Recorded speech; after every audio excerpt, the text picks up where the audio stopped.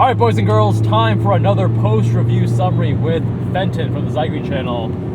So, let's do the first comparison. The first comparison, which I'm the most interested in, SS1LE against an E46 M3. These are two cars that you're considering buying for yourself as your new dedicated track car.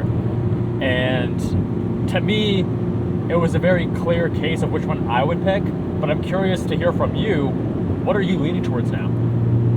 I think it comes down to a few different factors. I think when we're talking like subjective driving enjoyment, the E46 M3 wins because the way Sergey modified this one has substantial weight savings. So like 31 to 50 pounds without driver, right? That's something like 500 to 600 pounds lighter than the Camaro. Fully stripped interior and everything. It's just a lot more nimble, a lot more playful.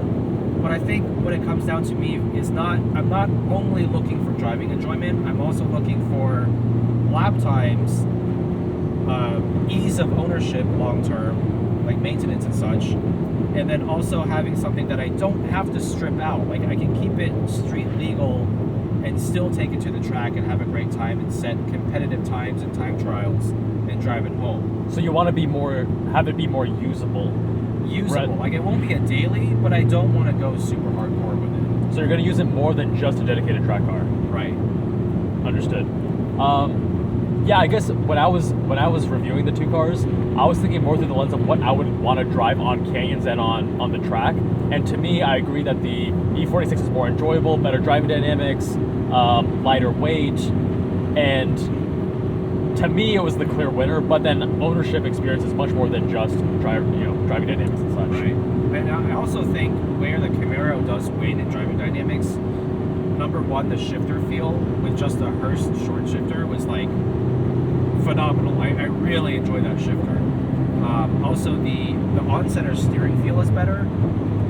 Even though like the maximum amount of feedback you get might not be as much as the E46, the on-center feel gave me a better sense of stability. And then third was the mag ride dampers. Like that car had completely stock suspension with just the track alignment, and the damping quality was much higher than the ground control coilovers in the E46. Yeah, and that's also, I guess with the SS1LE, you're starting off at a pretty high base point.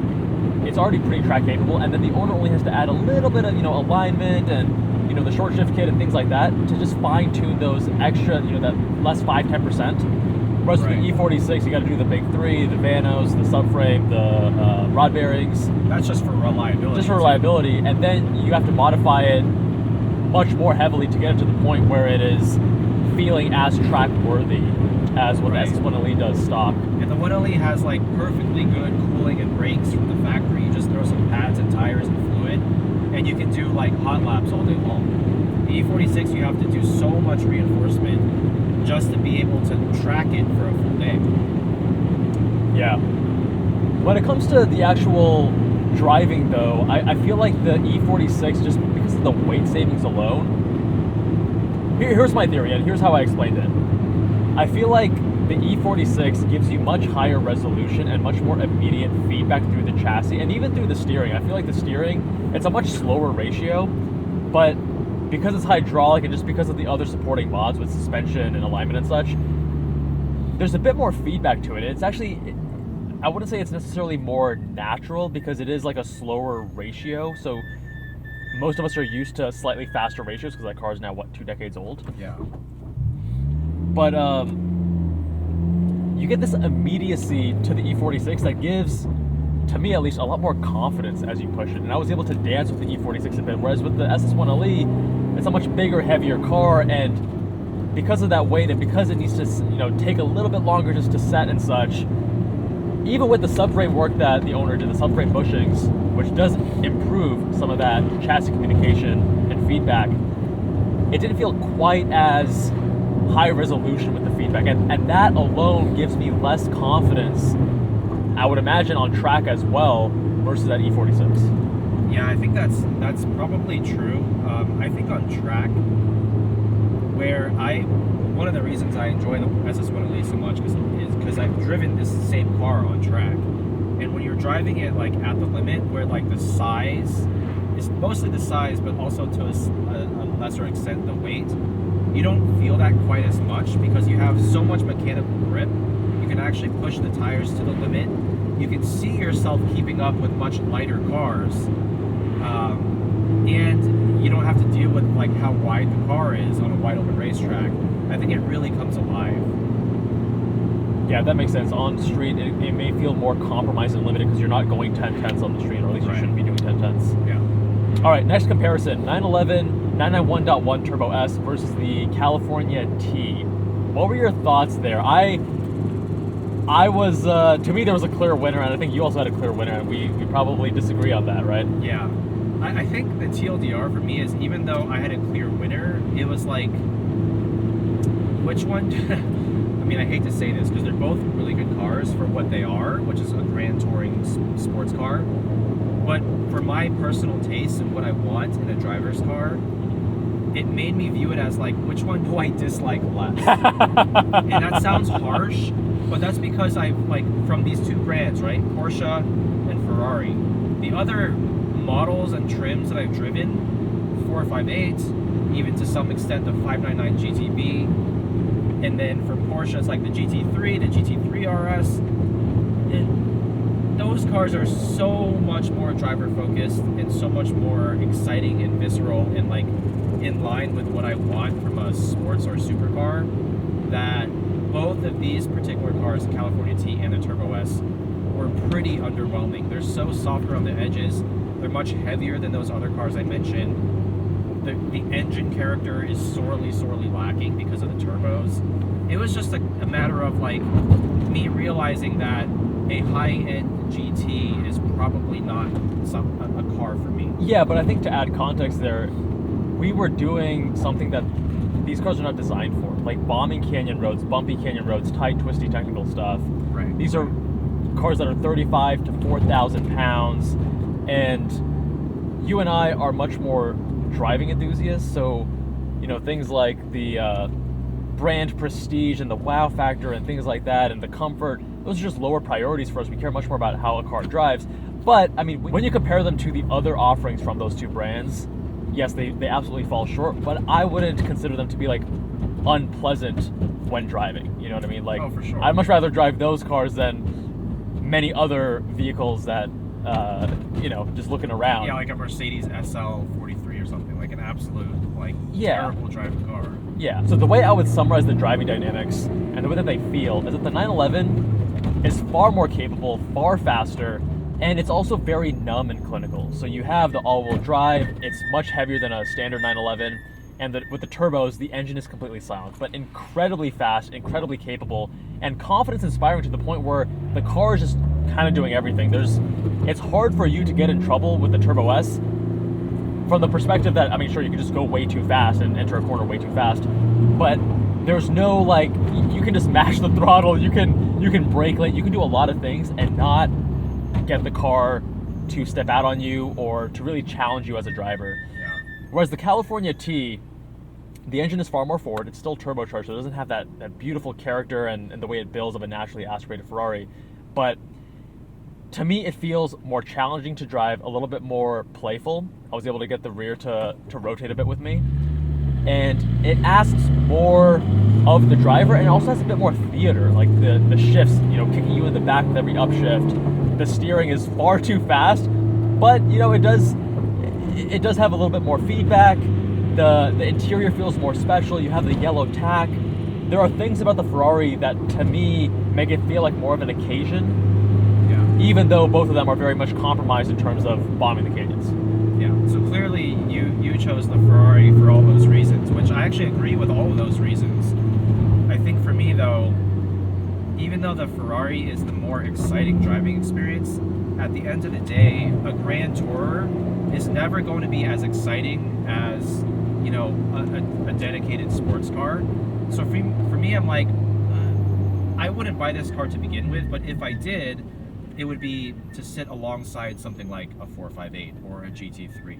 So I can give up some of that excitement factor to just have, you know, the better build quality, the more confidence-inspiring driving dynamics, reliability, usability, like all of those things. I think the subjective things kind of come into play more around like how is this car as a car, not just as a driving experience, if that makes sense? That makes a lot of sense. Yeah, I think I was viewing it through the lens of which one is the most enjoyable to drive on a canyon road, and I'd give that to the Ferrari. But in terms of ownership experience, yeah, this is probably not going to be your only car if you're a driving-focused enthusiast. And in that case, you make a strong point of why the 911 Turbo S may be a better ownership experience in certain ways. Right. All right, final two cars. Let's talk about the Lexus GS 430. So much to talk about there. So William, the owner, is a recent grad who's a pharmacist now, and this was the car that he had when he was a student. It was a pass-me-down or hand-me-down from his parents, and he had fun modifying it. Budget mods and 7 to 8K market value for a GS 430 and another like 5 to 6K in terms of mods. And I don't know, man, I really love cars that don't take themselves too seriously. Like this car, bucket seat was way too fucking low. Like the Mugen, like even with the stance, you could tell that there wasn't gonna be much travel in the rear because you're so like it's slammed in the back. Yeah. The Mugen coilovers, I mean, it's a budget build. I think you were impressed by them. I found that they were kind of like, okay, kind of what I'm expecting in terms of the quality of the damping and such. I had very low expectations, so it was pleasantly surprising that it was comfortable. Fair. And like, I guess there's something so liberating when you don't have to worry about a car and baby it. And I had fun just tossing it around, and it was like, hey, it's a front-engine rear-wheel drive Lexus that has double wishbone front, multi-link in the rear. Like it's got good fundamentals, and then you just don't stress about it. Yeah. That's how I felt about it too, and also because I recently drove a contemporary LS 430 from the same period, and on the same road, that car was just total fish out of water. Like you have to turn the steering wheel about 2 seconds before each corner. I cannot even imagine driving an LS on that road because that is fish out of water right there. That's hilarious. I think of like GS, it's only a few 100 pounds lighter and still way too big, way too heavy. But actually it handles so much better than the LS. So in some ways it's, the LS is like grandma luxury sedan, right? The GS is actually kind of more of a sporty, like I wouldn't call it a sports sedan, but it's got way more of that feel to it as compared with like the full-size luxury Pro. So I found it quite enjoyable. Yeah, I was able to even play around with it with some trail braking to get the rear to step out and such. I was like, oh, it's actually dynamic. Like, this is a tossable, fun, it's definitely heavy, so not lightweight tossable, but still like big, heavyweight, still kind of tossable car. Yeah. Very low power, so you're not getting the tail out unless you use weight transfer. Yeah. You can't do power-induced oversteer. All right, final car is this S2000 that is owned and modified by Sakebomb Garage here in the Bay Area. And the main thing that we were testing out today were their new hybrid Öhlins coilovers, right? It's DFV plus the TTX, and you have like a remote reservoir. And what was your impression? Because my one word I would say is like outstanding. That pretty much sums it up. I think, I've driven so many different examples of S2000s, right, on the same road. I've tried cars with one-way Öhlins, with two-way JRZs, with pretty much everything you can think of. And out of everything, I think this one felt on par with the best, if not the best. And a lot of that comes down to setup. Like everyone likes to set up their car a little bit different in terms of the suspension. And I think this car just last weekend was out at Thunderhill West doing their initial shakedown at the track. So they basically got the suspension dialed in where they want, and I was the next person to drive it, and so were you. And I think they actually dialed it in really well for the canyons, which is surprising.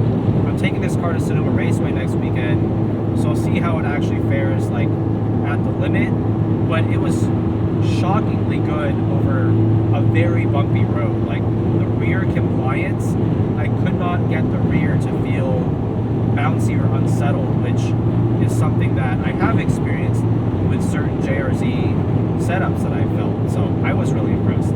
Yeah, really outstanding job. And I felt that the body control, even on canyons when pushing it, was very well controlled actually. And I'm hoping that when you test it out at Sonoma that you'll find that hopefully it's not too soft, but yeah, generally speaking, you're going to optimize for a street or for track, and this felt brilliant on a bumpy canyon road. Right. So I guess we'll like, yeah, I wonder if it's going to be good on track. Because it's usually one or the other. It's not both. Right. Cool. All right, my friends. Until next time, subscribe to Zygrene, linked below. Much love, and I'll see you all in the next one.